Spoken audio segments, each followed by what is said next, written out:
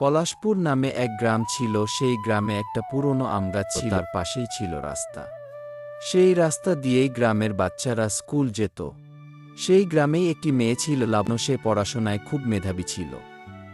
তার লক্ষ্য ছিল ডাক্তার হয়ে গ্রামের মানুষকে চিকিৎসা করে ভালো করবে। আর একজন ছিল সৌম্যদীপ, যে ছিল খুবই চঞ্চল আর পড়াশোনায় খুব পিছিয়ে, কিন্তু খেলায় সে সবার থেকে সেরা। তবে মন ছিল খুব ভালো। একদিন লাবণ্য আমগাছের নিচে বসে পড়ছিল। ঠিক তখনই সৌম্যদীপ দৌড়তে দৌড়তে এসে লাবণ্যর কাছে থামল। তখন সৌম্যদীপ বলল, তুমি সবসময় পড়াশোনা করো, তোমার কি খেলতে ইচ্ছে করে না? ইচ্ছে তো করে আমারও খেলাধুলা করতে, কিন্তু আমি তো ডাক্তার হতে চাই। এখন কষ্ট করে ডাক্তার হয়ে আমি গ্রামের মানুষকে সাহায্য করতে চাই। ডাক্তার হলে তুমি আমায় ফ্রি চিকিৎসা করবে তো?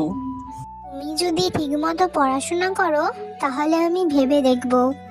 আচ্ছা ঠিক আছে, আজ থেকে তুমি আমাকে অঙ্ক শেখাবে।